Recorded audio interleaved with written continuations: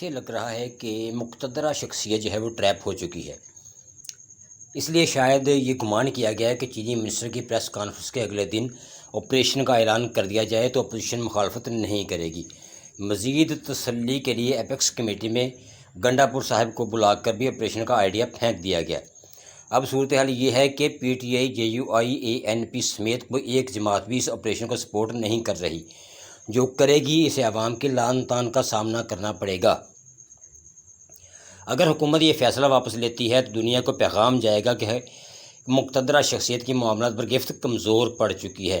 اگر پی ٹی آئی کو مناتی ہے تو اس کی شرائط ماننا ہوں گی، جن میں سر فہرست کپتان کی رہائی اور چوری شدہ سیٹوں کی واپسی شامل ہے۔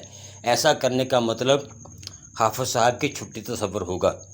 اگر پی ٹی آئی کے بغیر آپریشن شروع کیا گیا تو چین اس کو سپورٹ نہیں کرے گا، عوام میں شدید رد عمل آئے گا، اور جس طرح مشرف دور میں فوجیوں کا وردی میں نکلنا مشکل ہو چکا تھا وہی دور واپس آ جائے گا۔ مقتدرہ شخصیت اس وقت بری طرح پھنس چکی ہے، آگے کنواں، پیچھے کھائی، دائیں طرف ہر طرف جھاڑیاں اور بائیں طرف پاکستان نے 22 زمین۔ جون 2024 کو چین کے مطالبہ پر ایک نئی جنگ عزم استحکام کے نام سے شروع کی ہے۔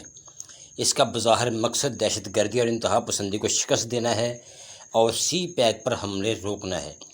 چینی پاکستان پہ مسلسل زور دے رہے تھے کہ پاکستان کو استحکام اور مضبوطی کی ضرورت ہے، مگر کیا یہ جنگ پاکستان کو استحکام دے پائے گی؟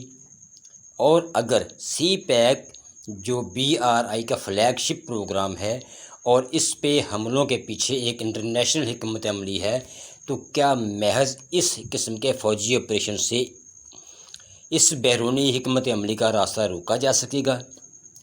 پاکستان کو بھرپور آئی بی او یعنی انٹیلیجنس بیسڈ آپریشنز درکار ہیں، مگر پاکستان کی ساری انٹیلیجنس آرگنائزیشنز تو سب سے بڑی سیاسی جماعت کے مقبولیت روکنے اور ایک پٹے ہوئے خاندان شریفاں کو طاقت میں رکھنے کے لیے استعمال ہو رہی ہے، اور میڈیا، سوشل میڈیا، تارکین وطن اور پولیس اور عدالتوں کو کنٹرول کرنے کے لیے کیا ان حالات میں ایک سیاسی سمجھوتہ کیے بغیر پاکستان بیرونی طاقتوں کے خلاف کامیاب ہو سکتا ہے؟